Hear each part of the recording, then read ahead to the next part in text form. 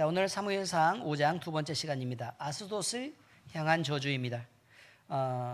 제가 짝수절을 읽고 여러분 홀수절을 읽는데 마지막 절은 또 함께 읽겠습니다. 준비되셨죠? 준비되셨나요? 네, 갑니다. 여호와의 손이 아스돗 사람에게 엄중히 더하사 독한 종기의 재앙으로 아스돗과 그 지역을 쳐서 망하게 하니 아스돗 사람들이 이를 보고 이르되 이스라엘 신의 괴를 우리와 함께 있지 못하게 할지라. 그의 손이 우리와 우리 신 다곤을 친다 하고. 이에 사람을 보내어 블레셋 사람들의 모든 방백을 모으고 이르되 우리가 이스라엘 신의 괴를 어찌하랴 하니 그들이 대답하되 이스라엘 신의 괴를 가드로 옮겨가라 하므로 이스라엘 신의 괴를 옮겨갔더니 그것을 옮겨간 후에 여호와의 손이 심히 큰 환난을 그 성읍에 더하사 성읍 사람들의 작은 자와 큰 자를 다 쳐서 독한 종기가 나게 하신지라. 이에 그들이 하나님의 괴를 에그론으로 보내니라. 하나님의 괴가 에그론에 이른즉 에그론 사람이 부르짖어 이르되 그들이 이스라엘 신의 괴를 우리에게로 가져다가 우리와 우리 백성을 죽이려 한다 하고.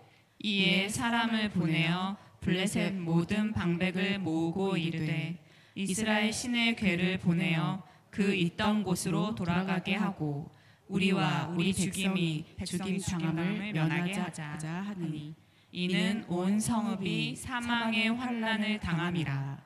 거기서 하나님의 손이 엄중하심으로 죽지 아니한 사람들은 독한 종기로 치심을 당해 성읍의 부르짖음이 하늘에 사무쳤더라.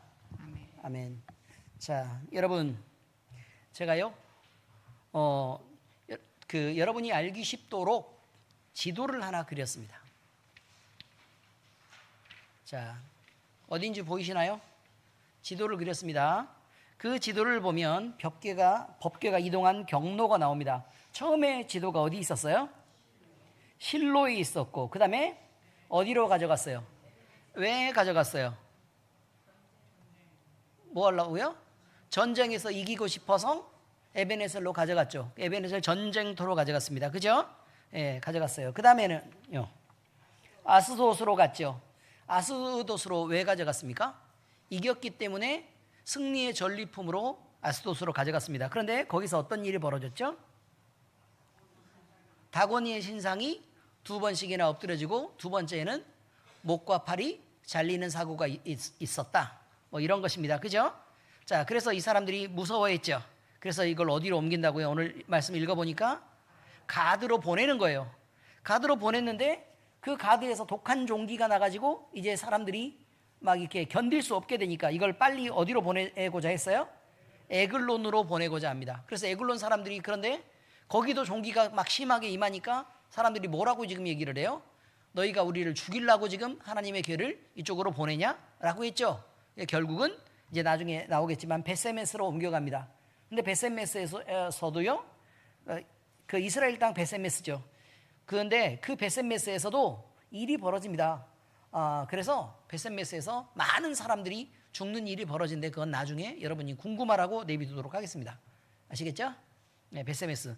자, 그 다음에 베세메스에서 바로 어디로 보내버리냐면 기럇 여아림으로 보냅니다. 여기서 상당히 오랜 기간 동안 한 20년 동안 머물다가 다시 다윗 왕 때 예루살렘으로 그렇게 옮겨지게 되는 8단계 이동 경로를 제가 일부러 그려놨습니다. 이거 뭐 제가 웬만하면 인터넷을 찾아가지고요, 여기 있는 내용들을 좀 지도에서 그렇게 하려고 했더니, 지도 내용을 좀 보려고 했더니 그 내용이 조금 다 나와 있는 내용들이 없어가지고요. 그래서 제가 여기 그림판에서 그렸습니다. 괜찮았죠?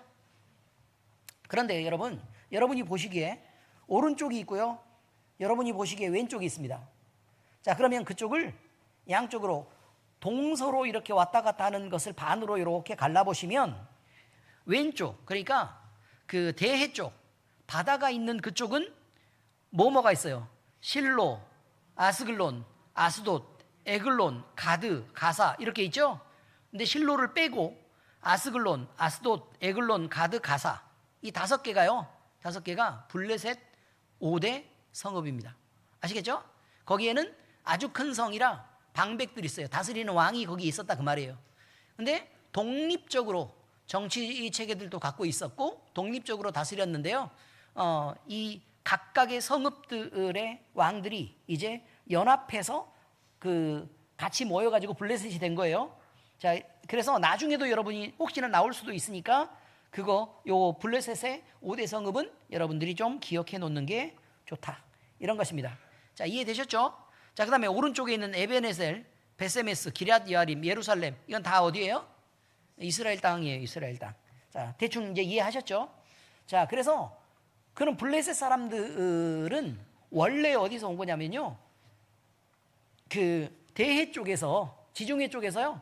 섬 쪽에서부터 건너온 민족이에요. 그래서 바닷가 쪽에 자리를 잡고 있었는데 원래 해적들이 그렇잖아요.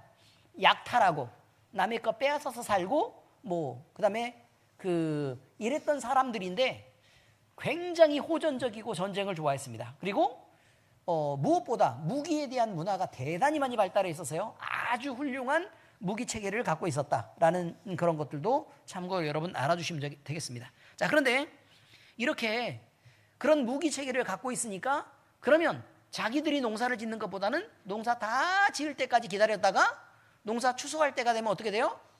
가가지고 싹 걷어오고 또 추수할 때가 되면 또 싹 걷어오고 이제 이렇게 했단 말이에요. 그러니까 이스라엘이 대단히 어려운 지경에 빠지게 된다. 이런 것을 알아둬야 됩니다. 그런데 그냥 블레셋이 이스라엘을 침공할 수 있었던 게 아닙니다. 이스라엘도 굉장히 강성했을 때가 있어요. 그런데 언제 블레셋이 강해지죠? 언제 블레셋이 강해지죠? 아주 간단해요. 이스라엘이 약해질 때요. 자, 이스라엘이 왜 약해질까요? 죄를 짓고 하나님을 떠나서 우상을 섬기고 이렇게 하면 이스라엘이 약해지는데 그때 블레셋이 강해지고 그 강한 블레셋은 이스라엘을 약탈해서 그러면 이스라엘이 살기 훨씬 어려워지는 그런 일들이 계속해서 벌어지게 됐다. 이런 것입니다. 그런데 여기 방백들이 이제 가드로 옮겼을 때 그 가드에 심한 종기 재앙이 임하게 되는 내용이 오늘 나옵니다. 그런데 그 종기가 막 여기서 말하는 그 종기라는 거는요, 여러분 그냥 일반 종기가 아니고 그냥 이게 그 살 속에 깊이 파고들어서 나는 그 깊은 종기도 있잖아요. 그 고름이 있고 그것들이 막 썩어 들어가고 이런 종기란 말이에요. 그러니까 굉장히 고통스럽고 열도 많이 나고 그다음에 하나님이 벌로 주신 거기 때문에 이것들이 낫지도 않아요. 그러니 얼마나 힘이 들었겠냐 그 말이에요. 그러니까 너무너무 힘이 들었던 거죠. 그래서 이것이 이제 이런 일이 벌어지는데 그 앞쪽에 있던 사건이 있었잖아요. 그죠? 아스돗에서 어떤 사건이 있었는데요?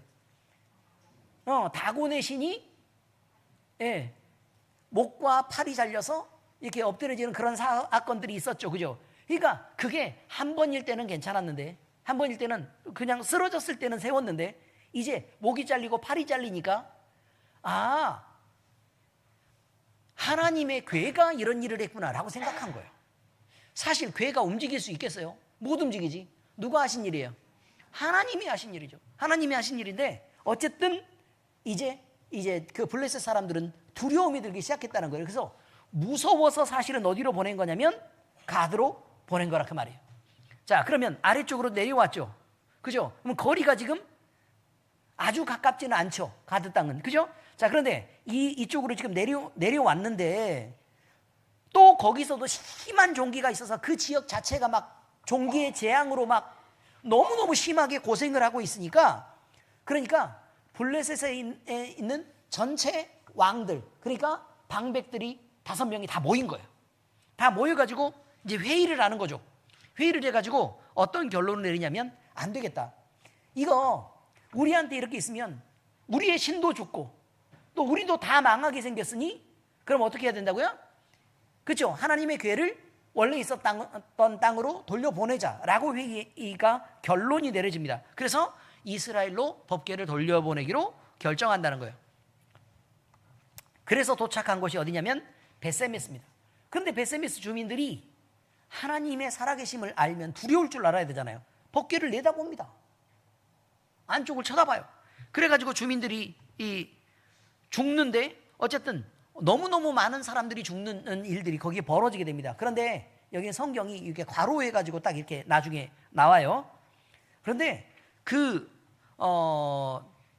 그래서 베셋메스에서도 잊지를 못하고 기럇 여아림으로 바로 옮기고 아미나답의 집에서 20년간을 머물게 된 다음에 이제 예루살렘으로 이제 옮겨가게 된다. 그런 의미입니다. 근데 옮겨가는 과정 전체를 이제 다 위치랑 다 이렇게 적어 놓았습니다. 아시겠죠? 그런데 지금까지 하나님의 법궤는 뭐였어요? 저주고 재앙이었죠. 그렇지 않았습니까? 저주고 재앙이었죠. 이스라엘 땅에 들어온 상태에서도 저주고 재앙이잖아요. 그래요, 안 그래요? 그래서 많은 사람들이 그러니까 베세메스에 와가지고도 사람이 많이 죽었으니까 이거 저주고 재앙이잖아요. 근데 그게 왜 그런 줄을 모르는 거예요.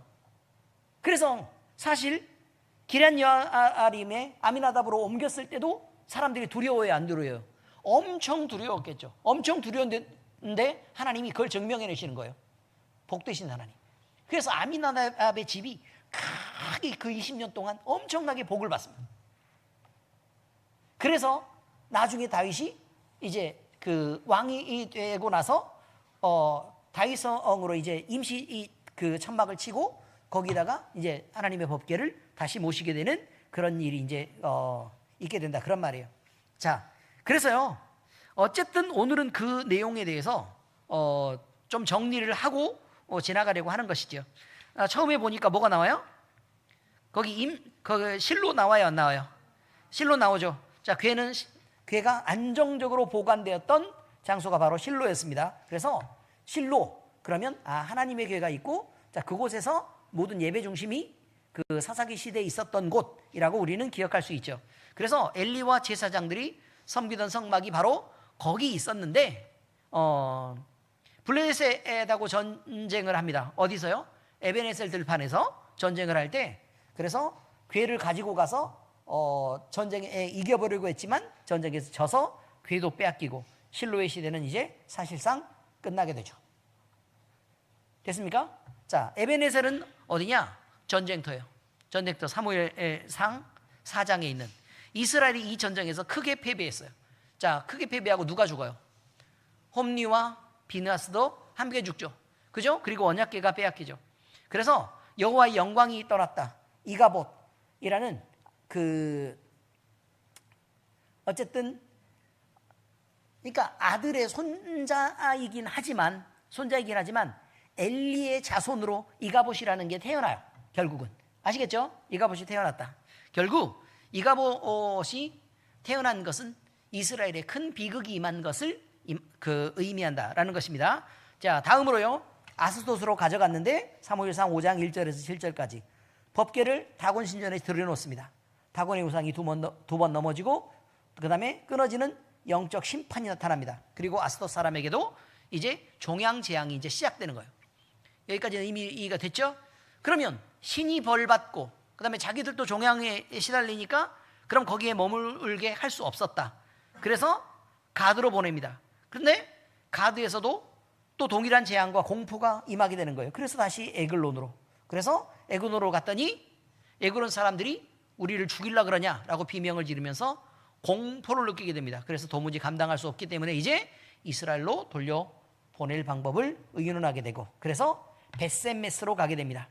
베셋메스는 블레셋이 암소 2마리 수레로 돌려보내는데요, 젖먹이 암소죠. 젖먹이 암소, 멍에를 매보지 않은 젖먹이 암소. 그 암소가 곧장 베셋메스로 올라갑니다. 근데 베셋메스 사람들이 잘못해서 궤를 들여다보다 심판을 받고 궤를 더 둘 수 없게 된 애니까 머문 기간이 너무 짧았다. 그래서 거기 스쳐 지나가서요, 기럇 여아림으로 가게 됩니다. 아미나답의 집에 보관되고 20년 동안 안정적으로 머무르다 예루살렘으로 올라가게 된다는 거예요.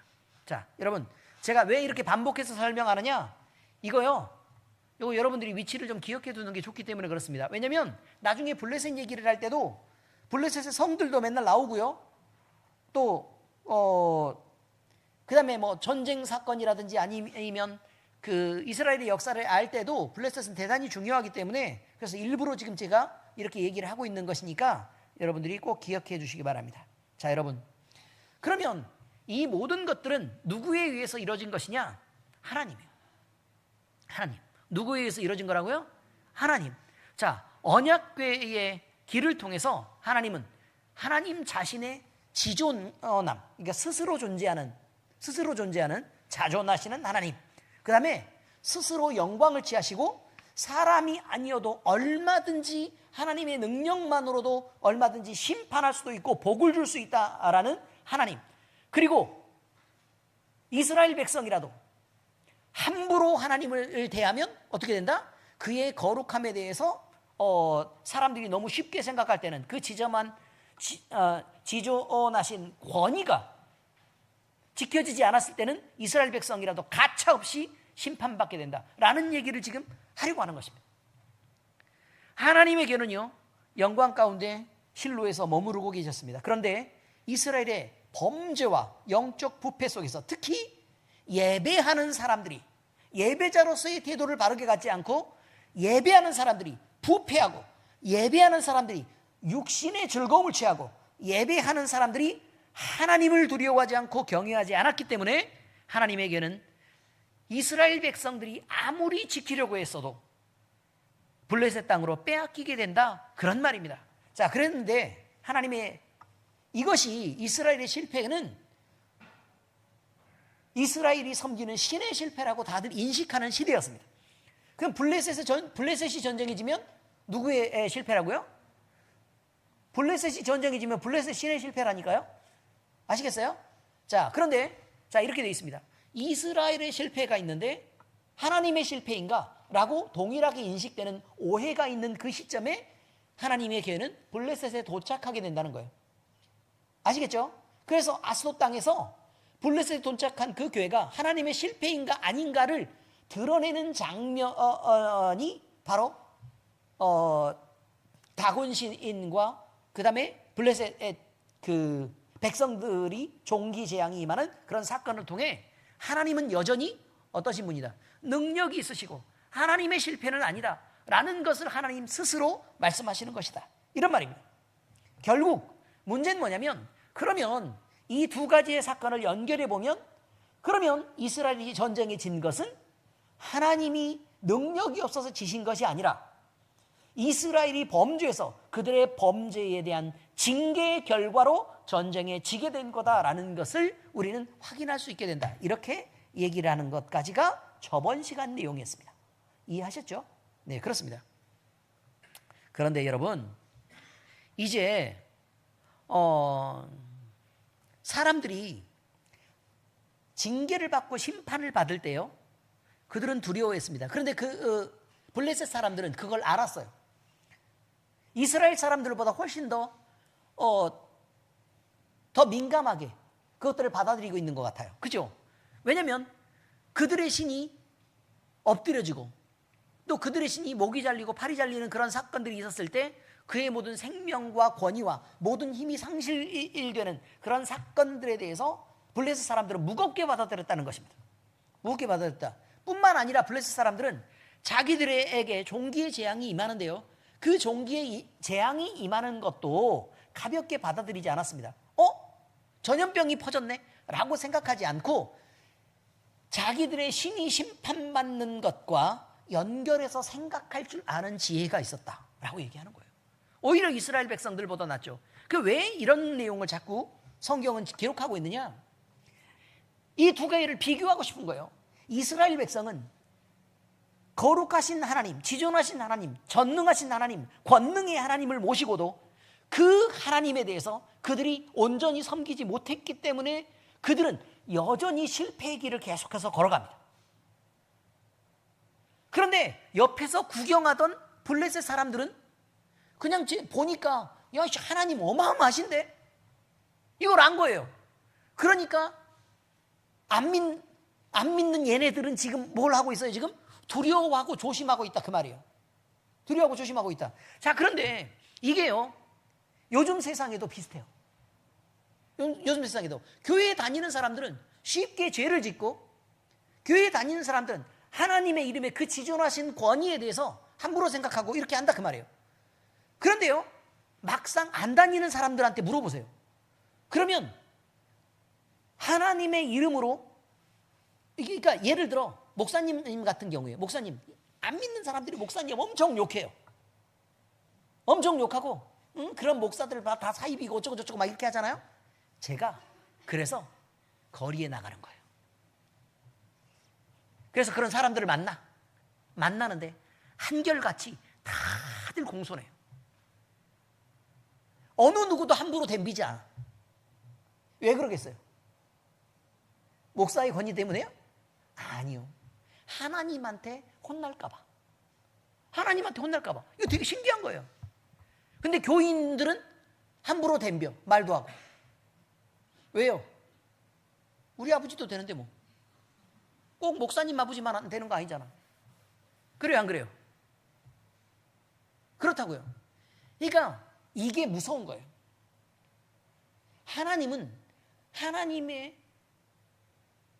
권위를 반드시 지켜줘야 되는 것으로 봐요. 이게 중요한 거예요. 그래서 오히려 안 믿는 사람들이 갖는 그 두려움이 오히려 하나님에 대해서 지금 여기에서 블레셋 사람들이 보는 것처럼 더 온전하게 바라보는 시각이 있을 수도 있다는 걸 여러분들은 주의하고 봐야 된다고 얘기하는 거예요. 그래서 주님의 권위를 무너뜨리지 마세요, 여러분. 아멘? 그렇습니다. 주님의 권위를 함부로 생각하지 마세요. 여러분이 쉽게 기도할 수 있다 그래서 하나님도 쉬우신 분 아니에요. 쉽게 찬양할 수 있다 그래서 하나님이 여러분이 그냥 맹숭맹숭 이렇게 빈 마음으로 그냥 찬송해도 괜찮은 분 아니라고요. 예배하고 삶을 살아갈 때도 하나님은 우리를 통해서 어떻게 인정받으셔야 합당하신 분인가를 우리가 생각하지 않고 산다면 대단한 위험에 우리가 처할 수도 있다라는 것을 꼭 알아두셔야 돼요. 안 믿는 사람들이 받는 심판은요, 하나님의 백성을 괴롭히는 것들 때문에 또는 하나님께 영광을 돌리지 않는 것 때문에 그들이 우상을 섬기는 것 때문에 다양한 원인으로 이렇게 있을 수 있어요. 그런데 믿는 사람들이 받는 심판은요, 하나님의 진존하신 권위를 무너뜨리고 하나님을 온전히 섬기지 못하는 그 이유 한 가지 때문에 여러분 화를 당하는 거예요. 이건 대단히 중요한 일입니다. 아니 복을 받을 수 있는데 굳이 화를 자초하는 것은 도대체 무슨 용기냐 그 말. 참 미련하죠. 그렇지 않습니까? 여러분 바로 이것입니다. 이스라엘에게 요구되는 그 요구들 말이에요. 그 거룩한 요구. 우리는 이것을 다시 한번 생각해 볼 필요가 있어요. 한번 보세요. 괴가 벳세메스로 돌아갑니다. 사람들이 기뻐하죠? 그런데 이 사람들이 어떻게 했다고요? 하나님의 거룩함에 대해서 가볍게 여기면서 괴를 들여다보는 죄를 범합니다. 그 자리에서 엄청 많은 사람이 죽어버립니다. 그래서 누가 능히 여호와 앞에 서겠는가라는 두려움의 고백이 흘러나오게 됩니다. 이것이 바로 괴의 여정 전체를 통해 드러난 진리입니다. 하나님의 영광을 누가 감히 범할 수 있겠습니까? 믿는 사람들이 하나님을 알면서도 그것을 지켜주지 않는다면 어떻게 하나님께서 우리를 부드럽고 선한 모습으로만 대우하시겠습니까? 이건 이스라엘이라도 범죄할 수 있고 그리고 하나님을 향해서 범죄하는 그 범죄는 하나님의 절대적인 권위를 무시하고 또 권위를 침하는 것입니다. 그렇기 때문에 우리는 우리의 삶 속에서 하나님의 임재 앞에 마땅히 가져야 될 경외와 순종함이 필요하다라는 것을 늘 잊지 마시기 바랍니다. 하나님을 사용하는 신앙이 아니라 하나님 앞에 떨며 엎드리는 신앙을 회복해야 됩니다. 우리를 높이는 신앙이 아니라 하나님을 높이는 신앙을 해야 됩니다. 늘 하나님을 만날 때는 조심스러워야 돼요. 그래서 여러분 기도할 때도 내 마음대로 기도하지 말고 늘 기도를 딱 하려고 생각하면 먼저 기도할 때 이거 생각해야 돼요. 눈을 감고 또는 안 감아도 사실 상관없지만 손을 모으고 가슴을 모으고 이렇게 하잖아요. 기도할 때는 무조건 말하지 마세요. 생각하라고. 그래서 내가 하나님 앞에서 어떤 태도로 기도해야 될 것인가 라는 부분을 생각하고 먼저 마음을 낮추시란 말이에요. 기도합시다. 그래서 살아계신 하나님 아버지 이렇게 하지 말고 좀 어떻게 하라고요? 마음을 낮추고 먼저 마음을 가라앉히시라 그 말이에요. 그리고 하나님을 높이 드신 상태에서 이 거룩하신 하나님, 그 하나님 앞에 우리가 엎드려서 기도하는 그 기도의 중심을 우리가 먼저 회복한 상태에서 하나님 앞에 거기에다가 내용을 실어가는 거라 그 말이에요. 엄청 중요한 것입니다. 아시겠죠? 기도할 때는 어떻게 하라고요? 조심하시라고요. 기도할 때 조심하시라고. 하나님 앞에서 내 뜻만 막 이렇게 하면서 소리 지르고 막 이렇게 발발 떨면서 막 안 들어준다고 막 그렇게 하지 마시라 그 말이에요. 우리는 오히려 하나님을 더 존중하고 또 하나님을 더 조심스럽게 사랑할 때 하나님이 우리에게 주시는 은혜들도 더 많다는 것을 잊지 마시기를 바랍니다. 뿐만 아니에요. 자, 고기 붙은 기도를 찬송이라 그래요. 그죠? 고기 붙은 찬송. 그런데 여러분 그냥 대충대충 찬양하는 것 같아서 좀 속상해요. 우리가 찬송가 주일 오후에 배우는 시간 가졌었잖아요. 그죠? 그런데 거기에 가사 하나하나씩을 아주 조심스럽고 깊이 묵상하면서 찬송하는 게 필요한 거예요. 기뻐할 때는 함께 기뻐할 줄도 알고, 슬퍼할 때는 슬퍼할 줄도 알고, 안타까울 때는 안타까울 줄도 알고. 그게 중요한 거예요. 그 음악의 수준이라는 게 있어요. 수준. 음악의 수준이라는 게 있는데 일단 뭐 그냥 가요가 제일 낮은 수준이랍니다. 아시겠어요? 가요가 제일 낮은 수준. 그 다음에는요 클래식이 좀 더 높은 수준이래요. 근데 그 클래식보다 더 높은 게 찬송이에요. 찬송. 왜냐하면 이거는 육신의 즐거움만 노려야 하는 가요. 그죠? 그런데 클래식은 뭐예요? 네, 그래. 우리 마음. 그 다음에 숨어있는 우리의 감정들, 이런 것들을 다 일일이 이렇게 하면서 점점 깨워가는 그런 것들, 이 클래식의 깊이라고 얘기합니다. 그래서 클래식은 그냥 아무것도 모르는 사람들이 들으면 이해하기 어렵습니다. 우리가 아는 거는 그냥 피아노가 막 이게 치나 보다, 깽깽이가 울리나 보다, 이런 정도로 아니까 클래식을 이해하기가 어려운 거죠. 근데 그것마다 다 제목이 있고요. 클래식을 연주하는 사람들을 보면 스토리가 있습니다. 그래서 스토리를 먼저 알아야 돼요. 그래서 스토리를 알고 나서 그 상황에 이런 내용이기 때문에 음이 이렇게 흘러가는구나, 이런 거 알아야 된단 말이에요. 제가요 오페라를 보러 갔습니다. 투란도트. 네? 언제 갔냐고요? 언제 갔겠죠. 여러 번 봤습니다. 여러 번. 투란도트 오페라를 보러 갔는데 처음에는 우리가 수준이 너무 낮아가지고 그냥 이렇게 아는 사람 몇 명하고 그냥 이렇게 같이 봤어요. 근데 가서 봤더니 오페라는 그렇게 보는 게 아니더만 이제 가르쳐 드리는 거예요. 응? 김포에서도 오페라 보러 가려 그러면 어떻게 해야 되는지 가르쳐 주는 거라고. 표를 끊어야 돼요. 아시겠어요? 뭐부터 해야 된다고요? 표를 끊어야 돼요. 그리고 책을 사야 돼요. 중요한 거예요, 이게. 뭘 해야 된다고요? 책을 사야 돼요. 그래서 그 책을 읽으면서 그 노래를 열심히 들어야 돼. 그래서 이 내용이 뭔지, 이 내용이 뭔지, 이거 스토리를 다 공부를 해야 되더라고. 근데 그것도 모르고 그냥 갔잖아요. 뭔 소리를 하는 건지 알아들을 수가 없고. 그래서 그 다음번에 그때 책을 사온 거를 갖다가 다시 읽고 공부를 해가지고 그 다음에 갔더니 너무 감동적이에요. 저렇게 호소력 있게 부르다니. 그때서야 들리기 시작하더라 그 말이에요. 자, 책을 사서 어떻게 하라고요? 거기에 나오는 그 곡들을 쭉 다 이렇게 듣는 거예요. 다 들어서 여러 번 들어. 여러 번 듣고 나서 그걸 이해해야 돼요. 그리고 나서 이제 나중에 다 들었잖아요. 그죠? 그럼 그때 다시 오페라 티켓을 다시 끊어. 그래가지고 거기를 가서 이제 내가 그 노래도 알고 그 내용도 알고 스토리도 알고, 그럴 때 오페라를 보면 엄청 감동적이에요. 그래서 유럽에서 오페라가 많지 않아요, 여러분. 우리나라 막 가요 나오는 것처럼 그렇게 많지가 않다고요. 오페라가 몇 곡이 안 돼. 근데 그거를 듣고 또 듣고 듣고 또 듣고 올해도 듣고 내년에도 듣고 막 이렇게 1년에 몇 번씩 듣고 그랬던 거예요. 그러니까 다 아니까 감동적이라고 얘기하지. 그 사람들은 자기 나라 말로 또 하잖아. 아시겠어요? 자, 제가 오페라를 듣는 수준에 대해서 말씀드렸습니다. 자, 여러분, 그런데 이것보다 찬양은 더 감동적이어야 돼요. 왜냐면 이건 영적인 찬양이고 또 하나님을 높이는 찬양이에요. 그냥 그렇잖아요. 인간 세상에 정신적인 깊이나 정서에 대한 그 감정들을 이끌어낸 그것을 넘어서는 게 찬송이란 말이에요. 가장 높은 수준을 요구해요. 우리는 가장 낮게 불러요. 그럼 되겠느냐 이 말이에요. 자, 오페라도 어떻게 해야 된다고요? 티켓을 끊어야 돼. 아, 우리 찬송 부를 때마다 돈을 걷어야 되나 봐.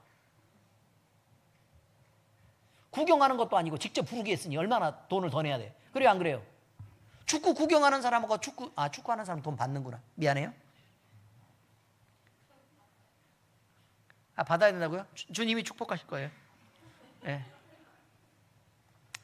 그래서요, 우리가 찬양을 부를 때는 이제 믿음이가 들어야 되는데 내가 얼마나 자기한테 잘하고 있는지. 자, 보세요. 찬양을 부를 때는 찬송가가 어떤 찬양을 부른다라고 이게 미리 오픈하잖아요. 왜 미리 오픈해요?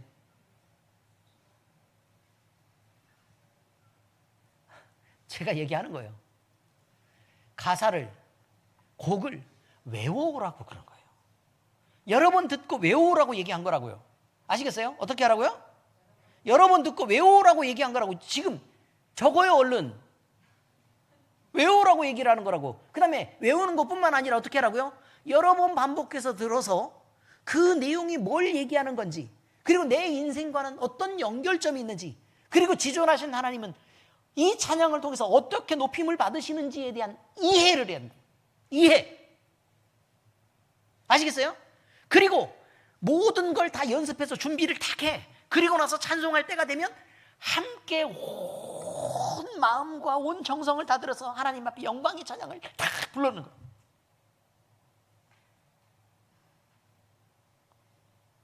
그렇게 하실 수 있겠어요? 다시 질문할게요. 아멘 안 하셔도 괜찮아요. 아멘 하시는 분은 특별한 하나님의 은혜가 임할 거예요. 아멘. 자, 아멘 하시겠어요? 그렇게 하셔야 된다고요. 이게 찬송에서 중요한 거예요. 그 내가 저랑 같이 사는 사람 얘기를 한마디만 할게요. 찬송가를 부르는데, 아니 세상에 그 찬송가를 여러 번 불러도 찬송가 가사를 그렇게 1절과 2절이 헷갈려. 난 잘해요. 여러분 1절을 여러분들이 찬송가를 읽어보시라고.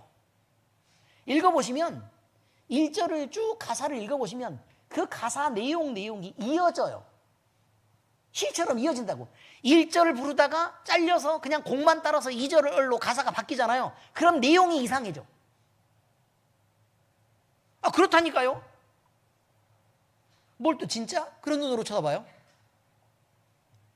그래서 여러분 찬송가 가사는 그런 거예요. 그리고 찬송가 가사에도 스토리가 있어요.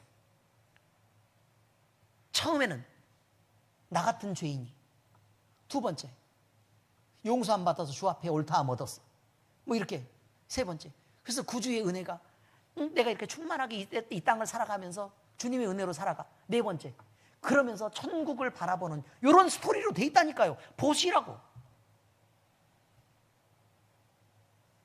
다 그렇게 돼 있어요. 그런데 여러분 이런 것들 하나를 깊이 묵상하지 못하고 찬양을 부른단 말이에요. 안 돼요, 여러분. 그 다음에 후렴이 막 반복되는 찬양이 있어요. 왜 후렴이 반복될까요? 그렇죠. 그 후렴은 내가 노래하고 또 노래해도 여러 번 반복해도 막 너무 부족해. 그래서 또 하고 싶고 또 하고 싶고 또 하고 싶은 내용을 후렴으로 하는 거예요.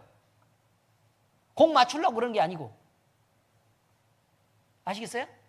그래서 찬양을 할 때도 준비해서 해야 된다는 거예요. 준비해서 외우고 반복해서 듣고 그 찬양을 이해하고 내 인생에 그걸 적용하고 그 다음에 와서 그 마음으로 각자가 하나님을 높이고 찬양할 때 찬양이 진짜 찬송이 되는 거예요. 잘 모르시겠으면 훌륭한 팁은 이은호 집사님한테 물어보세요. 아시겠죠? 누구한테요? 네, 이은호 집사님한테 물어보시면 대충 가르쳐줘요. 중요한 것입니다. 자, 우리가 기도할 때도 그렇고 찬송할 때도 그렇다는 거예요. 예배할 때는 그럼 어떻게 하겠습니까? 예배할 때 더더욱이 우리 인생을 하나님 앞에 내어드리고 우리가 하나님과 긴밀히 연결되어 있다는 것을, 그리고 주님의 손을 붙잡고 있다는 것을 우리가 증명하는 그것이 바로 예배예요.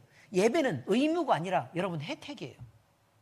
왜냐하면 예배 드리는 자를 하나님은 보호하시기 때문에 그래요. 예배 드리는 자를 지키시기 때문에 그래요. 예배하는 자를 하나님은 더 많이 챙기고 사랑하시기 때문에 그래요.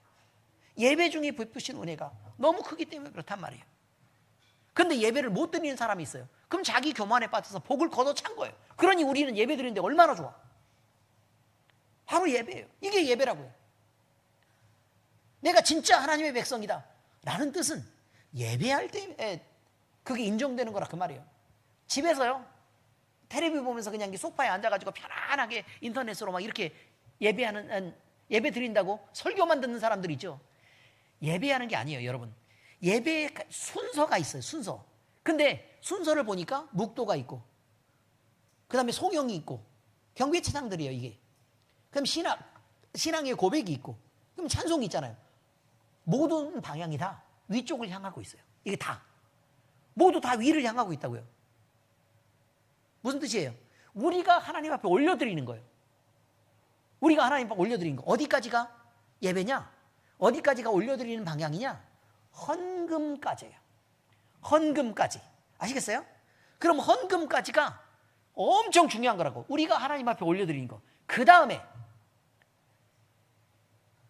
하나님이 우리에게 베푸시는 게 있어요. 그게 바로 설교예요, 설교. 그 다음에 축도. 아시겠어요? 설교와 축도. 이거는 예배하는 백성에게 하나님이 베푸시는 은혜. 그런데 여러분, 예배 시간에 설교만 들으려고 오는 사람들이 있어요. 안 돼요, 여러분. 예배는 예배 전에 미리 와서 준비하는 거예요. 그래서 내가 하나님 앞에 드리는 순서를 다 드리고, 그 다음에 하나님의 은혜를 기다리면서 설교를 듣고, 그 다음에 머리 뒤밀어서 이렇게 축도도 받아내고, 이렇게 하는 거라 그 말이에요. 축도할 때 대충 이렇게 하지 마세요. 머리를 이렇게 될 수 있도록 높이 들어, 이렇게. 응? 빨리 닦게. 남들 받기 전에 얼른 받으려고. 이해되셨어요? 자, 어떤 순서가 더 중요해요? 예배는. 그럼요. 앞쪽 순서가 더 중요해요. 앞쪽 순서가 더 중요하다고. 우리가 엎드려서 하나님을 높이는 게 더 중요한 거예요. 이게 진짜 예배예요. 말씀은 그냥 한 구절 읽고 끝나도 사실 돼요. 설교 안 해도 돼, 사실은.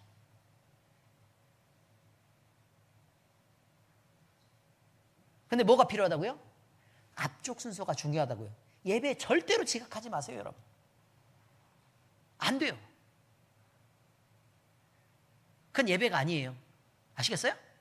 예배 지각하는 건 예배가 아니에요. 왜? 앞쪽 순서는 진짜 중요한 순서를 다 빼버리기 때문에 예배가 아니라 그 말이에요. 그리고 예배할 때는 반드시 여러분 예물을 준비하세요. 아니, 하나님 앞에 나가면서 예물을 준비 안 하는 게 어디 있어? 내가 많이 준비하라고는 안 해. 정성껏 1,000원이라도 해요. 아시겠어요? 빈손으로 그냥 달랑달랑 들어와가지고 아무렇지도 않게 그냥 자리에 앉아가지고 설교도 대충 듣고 막 졸다 그러니까 깜짝 놀랐지. 그렇게 오늘 또 그냥 아이씨 어디 밖에 안 나가고 그냥 예배 드렸으니까 벌은 안 받겠다 싶어서 그냥 그렇게 다니면 그게 무슨 예배냐고. 하나님과의 화평한 관계를 누리는 게 예배지. 의미 이해하셨습니까? 그래서요, 우리가 교회 된다는 것은 하나님과 얼마만큼 친밀하고, 근데 그 친밀함이 뭘를 어기면 안 되냐면 하나님의 지존하신 권위를 어기는 것이어서는 안 된다고 얘기한 거예요. 아시겠습니까? 그래서 무엇보다 하나님을 그렇게 사랑할 줄 알아야, 하나님도 우리에게 무한한 은혜로 다시 갚으시는 거예요. 기도하겠습니다. 하나님 아버지 감사합니다. 하나님의 법궤가 전쟁통에 이곳저곳으로 흘러가는 내용들을 우리가 보고 들으면서 사람들은 참으로 어리석게 자기들 마음대로 하나님을 섬긴다고 하지만, 그러나 하나님은 스스로 하나님이심을 증명하며 그 권위를 나타내시고 그 능력을 드러내시는 분임을 우리에게 가르치시는 것을 오늘 배웠습니다. 아버지 하나님, 이 하나님을 우리가 섬길 때에 반드시 우리가 예배하는 자로 살게 하시고, 그래서 우리의 기도도 우리의 찬양도 또 우리의 예배와 하나님께서 우리에게 주시는 그 성례를 진행할 때에도 우리가 그 모든 것들 속에서 하나님을 온전히 높이고 사랑하며 하나님과의 화평, 하나님과의 깊은 관계를 누리는 우리들 될 수 있도록 주여 인도하여 주시옵소서. 주님을 차지하는 사람이 참으로 복된 것을 우리가 인정하게 하시고 우리의 인생 가운데 절대로 주님 놓지 않게 하시옵소서. 살아계신 우리 주 예수 그리스도의 이름으로 감사하며 기도합니다. 아멘.